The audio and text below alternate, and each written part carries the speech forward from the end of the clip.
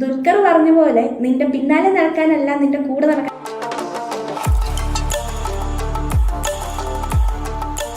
കഴിഞ്ഞ കുറെ ദിവസങ്ങളായിട്ട് അത് ഏകദേശം ഒരു 1.5 ആഴ്ചയോളമായിട്ട് നമ്മൾ ന്യൂസിലൊക്കെ കണ്ടിട്ടുണ്ട്. ആപ്പിളിനെയും മൈക്രോസോഫ്റ്റിനെയും ഒക്കെ പിന്നിലാക്കിക്കൊണ്ട് ഒരു ചിപ്പ് ഡെവലപ്പിംഗ് കമ്പനി ഇപ്പോൾ മാർക്കറ്റ് ക്യാപിൽ ഏറ്റവും ഫ്രണ്ടിൽ, അതായത് 3 ട്രില്യൺ ക്രോസ് ചെയ്ത് നിൽക്കുന്നു. അതായത് ഈ ഒരു company richest companies in the world ആയിട്ട് മാറിയിട്ടുണ്ട്. അപ്പൊ നമ്മൾ ഇന്ന് ഇതിന്റെ മാർക്കറ്റ് ക്യാപ്പോ ഫിനാൻഷ്യലുള്ള കാര്യങ്ങളോ ഒന്നും നമ്മളിവിടെ പറയുന്നില്ല.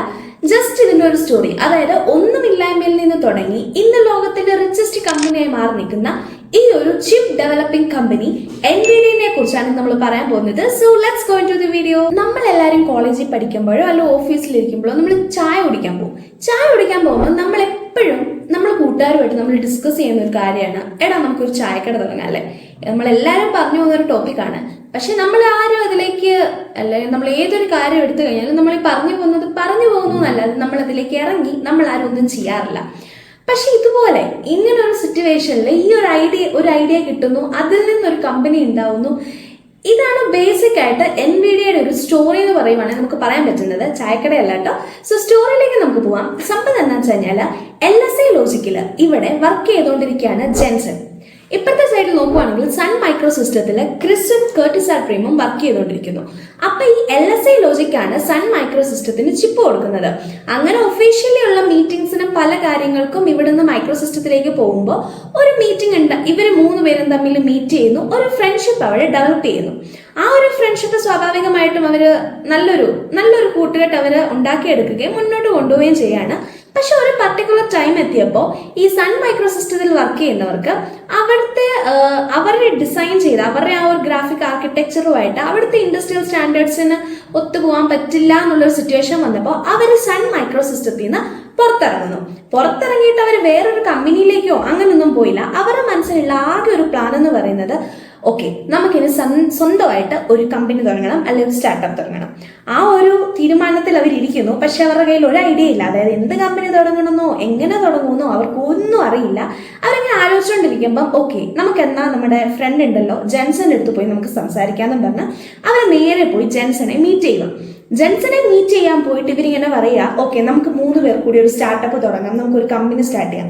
അപ്പൊ ജെൻസൺ പറയുന്നു, ഇല്ല എനിക്ക് താല്പര്യമില്ല. കാരണം ജെൻസൺ അപ്പൊ അത്യാവശ്യം നല്ല സാലറിയും നോക്കാൻ ഒരു കുടുംബമൊക്കെ ഉള്ളപ്പം ആരെങ്കിലും റിസ്ക് എടുത്ത് ഇങ്ങോട്ട് ഇറങ്ങില്ലല്ലോ. ഇങ്ങനെ ഇവർ 2-3 പ്രാവശ്യം വന്ന് പറയുന്നു. ജെൻസൺ പറയുന്നു, ഇല്ല എനിക്ക് താല്പര്യമില്ല, നിങ്ങൾ വേണേ സ്റ്റാർട്ട് ചെയ്തോ. പക്ഷെ പിന്നെ ഇവരിങ്ങനെ വന്നുകൊണ്ടിരിക്കുമ്പോൾ ജെൻസൺ പറയാണ്, ഓക്കെ എന്നാൽ നമുക്കൊന്ന് ഇതിനെക്കുറിച്ചൊന്ന് ഇരുന്ന് സംസാരിക്കാം.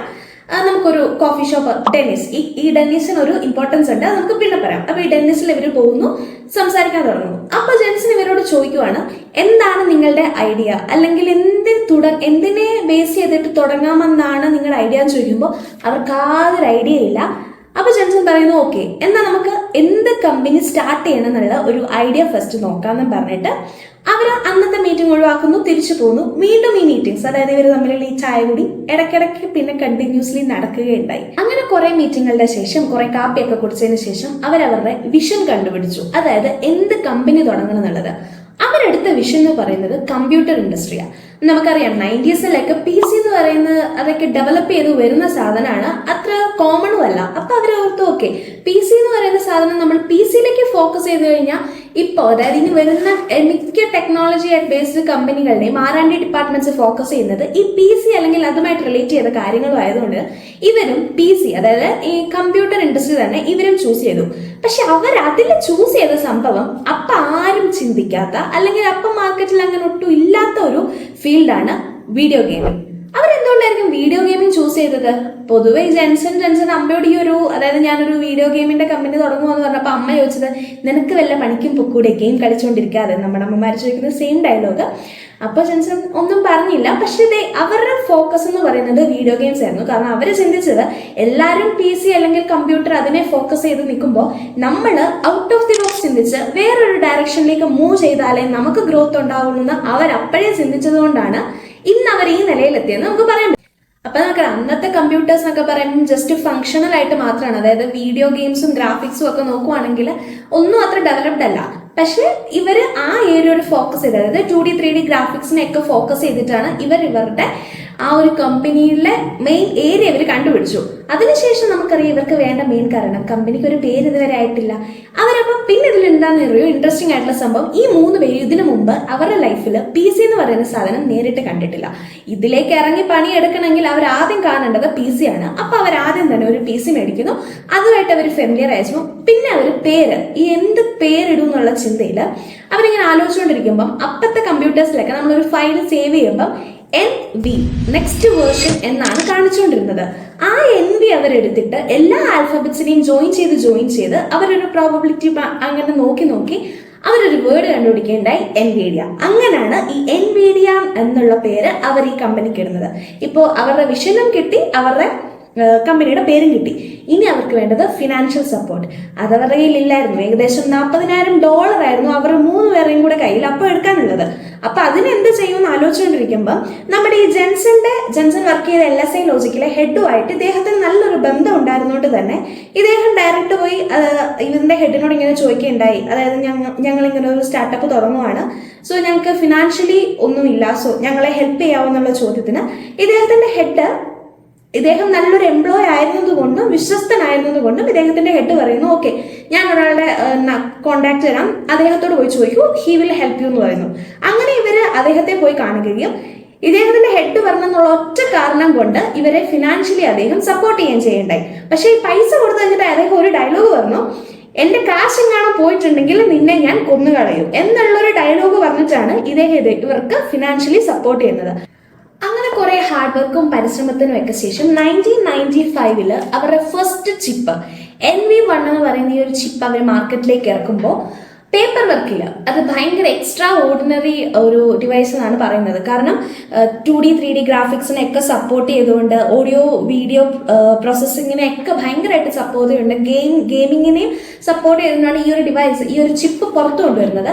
പക്ഷേ മാർക്കറ്റിൽ ഈ സംഭവം വന്നപ്പോൾ അതൊരു ഫ്ലോപ്പ് ആയിരുന്നു. കാരണം ഏകദേശം ഒരു 3000 സംതിങ് ഇവര് ഒരു റീറ്റെയിൽ ആയിട്ട് കൊടുത്തപ്പോൾ അതിൽ 1000 മാത്രം സെല്ല് ചെയ്തിട്ട് ബാക്കി മുഴുവൻ ഇവർക്ക് തിരിച്ചു വന്നെന്നാണ് പറയുന്നത്. അത് ഭയങ്കര ഫ്ലോപ്പ് ആയിരുന്നു ആ ഒരു NV1 എന്ന് പറയുന്ന ഒരു ചിപ്പ്. അത് ഫ്ലോപ്പ് ആണെന്നും പറഞ്ഞ് ഇവർ ഒരിക്കലും മടുത്തു കളഞ്ഞിട്ട് പോയേക്കാന്നും പറഞ്ഞ് അവർ കളഞ്ഞിട്ടൊന്നും പോയില്ല. അവർ ഇതിനെ എങ്ങനെ കൂടുതൽ മെച്ചപ്പെടുത്താന്നുള്ളൊരിത് അവർ വീണ്ടും അതിലേക്ക് ആഴത്തിലേക്ക് ഇറങ്ങി അവർ ചിന്തിക്കുകയും 1997 ഏകദേശം 2 വർഷം കഴിഞ്ഞ് റിവ 128 എന്ന് പറയുന്ന അടുത്ത ചിപ്പ് ഇവരുണ്ടാക്കുന്നു. അത് അത്യാവശ്യം കുഴപ്പമില്ലാത്തന്നല്ല, നല്ല രീതിയിൽ തന്നെ മാർക്കറ്റിൽ പോയി ഏകദേശം 1,000,000 യൂണിറ്റ്സോളം സെല്ല് ചെയ്തെന്നാണ് പറയുന്നത്. പക്ഷെ ഇവരുടെ ഒരു ഹിസ്റ്ററി അല്ലെങ്കിൽ NVIDIAയുടെ ഒരു ഹിസ്റ്ററിയിൽ ഏറ്റവും, അതായത് നമ്മൾ മറ്റേ മലയാളത്തിലുള്ള ഡയലോഗ് പറയുകയാണെങ്കിൽ സ്വർണ്ണ ലിപികളാൽ എഴുതി വെക്കേണ്ട നിമിഷം എന്നൊക്കെ പറയുന്ന ഒരു സംഭവം ഇവരുടെ ഈ ഒരു കമ്പനിയിൽ ഉണ്ടായത് G256, അതായത് ലോകത്തിലെ തന്നെ ഫസ്റ്റ് GPU ഇവരാണ് കണ്ടുപിടിക്കുന്നത്. അതായിരുന്നു ഇവരുടെ കമ്പനിയുടെ നാഴികക്കല്ലെന്ന് പറയുന്നത് GPU. അപ്പൊ ഈ വേൾഡ്സ് ഫസ്റ്റ് GPU എന്ന് പറയുന്നത് ഇതിന് ഏകദേശം, അതായത് സിംഗിൾ ചിപ്പ് ഭയങ്കര സൈസ് ഉണ്ടായിരുന്ന ഈ ഒരു ചിപ്പ് വിറ്റ് പോകുമെന്ന് പോലും പലരും ചിന്തിച്ചിരുന്നു എന്നാണ് പറയുന്നത്. കാരണം അത്രയും വലിയൊരു സാധനം, എന്നിട്ട് പോലും അത് ഭയങ്കര സക്സസ് ആയിരുന്നു. അതുപോലെ തന്നെ ഫസ്റ്റ് പ്രോഗ്രാമബിൾ ആക്സിലറേറ്ററും ഒക്കെ അങ്ങനെ ഒരുപാട് സവിശേഷതകളുള്ള ഒരു പ്രൊഡക്റ്റ് ആയിരുന്നു ഈ GPU.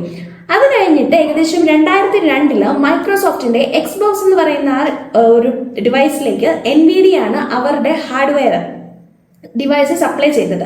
അതിൽ ഏകദേശം അവർക്ക് 200 മില്യൺ ആണ് മൈക്രോസോഫ്റ്റ് അഡ്വാൻസ് ആയിട്ട് കൊടുത്തത്. പിന്നെ അവിടെ നിന്ന് അങ്ങോട്ട് നമ്മൾ നോക്കുവാണെങ്കിൽ NVIDIAയുടെ ഗ്രാഫ് എന്ന് പറയുന്നത് ഭയങ്കര ഇങ്ങനെ സ്പൈക്ക് ചെയ്ത് പോകുന്ന പോലെയാണ്, ഭയങ്കര ഗ്രോത്ത് ആയിരുന്നു. ഗ്രോത്ത് മാത്രമല്ല, എന്താണെങ്കിലും കുറെ ഇങ്ങനെ ഇറക്കങ്ങളും ഉണ്ടായിരിക്കുമല്ലോ. അതായത് നമ്മളിപ്പോൾ നോക്കുവാണെങ്കിൽ 2008 അവർ ഫേസ് ചെയ്ത ഒരു ചലഞ്ച് എന്ന് പറയുന്നത് ഇവർ കൊടുത്ത കുറെ GPUം ചിപ്പും ഒക്കെ മാൽ ഫംഗ്ഷൻ ആയിട്ട് എല്ലാം തിരിച്ച് ഇവർക്ക് എടുക്കേണ്ട ഒരു അവസ്ഥയും അതിലൊരു 200 മില്യൺ ഇവർക്ക് ലോസും ഒക്കെ ഉണ്ടായി. പക്ഷെ ഇവരത് തിരിച്ചെടുത്ത് റീവർക്ക് ചെയ്ത് അത് കൊടുത്ത് അത് കഴിഞ്ഞ് അവരത് ഓക്കെ ആക്കി പ്രൊഡക്ട്സ് കൊടുത്തപ്പോൾ കസ്റ്റമേഴ്സും ഓക്കെ ആയിരുന്നു.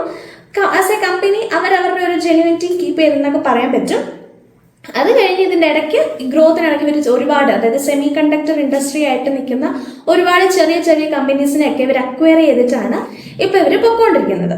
ഏതൊരു കമ്പനി എടുക്കുമ്പോഴും ശത്രുക്കൾ ഉണ്ടായിരിക്കും അല്ലെ. എല്ലാവരും നമുക്കറിയാം, ഒരേ ഫീൽഡിൽ നിൽക്കുമ്പോൾ എല്ലാവരും ശത്രുക്കളായിരിക്കും. പക്ഷെ ഇവർക്ക് അതായത് പൊതുവെ കാണുക തന്നെ ഒരു ശത്രു ഉണ്ടായിരുന്നു, അതായത് എൻവിഡിയയും ഇന്റലും. ഇന്റൽ എന്ന് പറയുന്നത് എൻവിഡിയ വരുന്നതിന് മുമ്പ് തന്നെ ഏകദേശം 25 വർഷം മുമ്പ് വന്ന ഒരു കമ്പനി. ഇവരും തമ്മിൽ കോടതി വരെ, അതായത് ലീഗലി പോലും ഭയങ്കര ഒരു ഫൈറ്റ് നടന്നുകൊണ്ടിരിക്കുന്ന സമയമാണ്.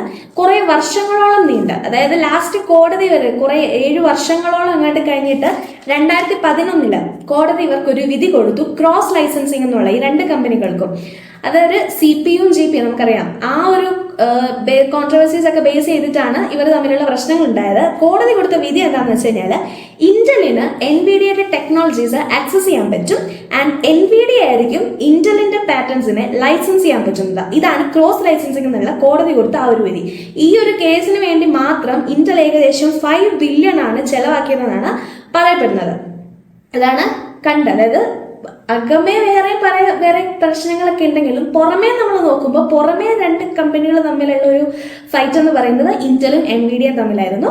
ഇത് ഇപ്പൊ നമ്മൾ പറഞ്ഞുകൊണ്ടിരിക്കുന്ന എൻവിഡിയ എങ്ങനെ അതായത് ഇപ്പൊ ഈ top richest companies in the world എന്ന ആ ഒരു പൊസിഷനിലേക്ക് എൻവിഡിയ കൊണ്ടുവരാനുള്ള കാരണം നമുക്കറിയാം, ആർട്ടിഫിഷ്യൽ ഇന്റലിജൻസ്. അതിൽ ഈ ജെൻസൺ, അതായത് CEO ഓഫ് എൻവിഡിയ പറയുന്നത് ഇപ്പത്തെ, അതായത് പല റെവല്യൂഷൻസ് നമ്മൾ പണ്ട് മുതലേ നോക്കുവാണെങ്കിൽ ഓരോരോ റെവല്യൂഷൻ വരുന്നുണ്ട്. ഇപ്പത്തെ ഇൻഡസ്ട്രിയൽ റെവല്യൂഷൻ എന്ന് പറയുന്നത് ആർട്ടിഫിഷ്യൽ ഇന്റലിജൻസ്. അത് ഞങ്ങൾ യൂസ് ചെയ്തതുകൊണ്ടാണ് ഞങ്ങൾ ഇപ്പോൾ ഈ ഒരു ടോപ്പ് പൊസിഷനിൽ നിൽക്കാനുള്ള കാരണമാണ് ഇതിന്റെ CEO ആയ ജെൻസൺ പറയും. നമ്മളെല്ലാവരും ഇപ്പോൾ, അതായത് ഒരു 2010 അല്ലെങ്കിൽ 15 മുതലൊക്കെ ആയിരിക്കും നമ്മളൊക്കെ ഈ AI ഇതൊക്കെ കേട്ടും കണ്ടും ഒക്കെ തുടങ്ങിയതെങ്കിൽ 2000 തന്നെ, അതായത് 2000 കാലഘട്ടങ്ങളിൽ തന്നെ എൻവിഡിയ AI കൂടുതൽ ഇൻവെസ്റ്റ് ചെയ്യാൻ അല്ലെങ്കിൽ ടൈമും അവരുടെ ഹാർഡ് വർക്കും അവർ അതിലേക്ക് കൊടുത്തോണ്ടാണ് ഏകദേശം 20 വർഷം കഴിഞ്ഞിട്ട് അവർക്ക് അതിൻ്റെ ഒരു ആഫ്റ്റർ എഫക്ട് അല്ലെങ്കിൽ അതിന്റെ ബൈ പ്രൊഡക്റ്റ് അവർക്ക് ഇത്രയും ഹൈ ആയിട്ട് കിട്ടാനുള്ള കാരണം. അതായത് 2006 ക്യൂഡ എന്ന് പറയുന്ന ഒരു കമ്പ്യൂട്ടേറ്റിംഗ് മോഡല് എൻവിഡിയ പുറത്തു കൊണ്ടുവരുന്നുണ്ട്. അതാണ് അവരുടെ ഫസ്റ്റ് ആർട്ടിഫിഷ്യൽ ഇന്റലിജൻസുമായിട്ട് ലിങ്ക് ചെയ്തിട്ട് അവർ കൊണ്ടുവരുന്ന ഫസ്റ്റ് പ്രൊഡക്റ്റ്. 2000 തന്നെ ലോകത്തു നിന്നുള്ള ഏറ്റവും ബെസ്റ്റ് ആയിട്ടുള്ള ഡീപ് ലേണിംഗിന് ആവശ്യമായിട്ടുള്ള ബെസ്റ്റ് സോഫ്റ്റ്വെയർ എഞ്ചിനീയേഴ്സിനെ അവർ ഹയർ ചെയ്യുകയും അവരതിലേക്ക് ഈ മെഷീൻ ലേണിംഗ് ആർട്ടിഫിഷ്യൽ ഇന്റലിജൻസിലേക്ക് വർക്ക് ചെയ്യാനിരിക്കുമ്പോൾ ആ ടീം കണ്ടുപിടിക്കുകയാണ്, അതായത് ഇവരുടെ ഈ എൻവിഡിയയുടെ GPUന്റെ ഒരു ആർക്കിടെക്ചർ ഇവർക്ക് ബെസ്റ്റ് ആയിട്ട് യൂസ് ചെയ്യാൻ പറ്റുന്ന ഒരു ആർക്കിടെക്ചർ ആണ് കണ്ടുപിടിക്കും.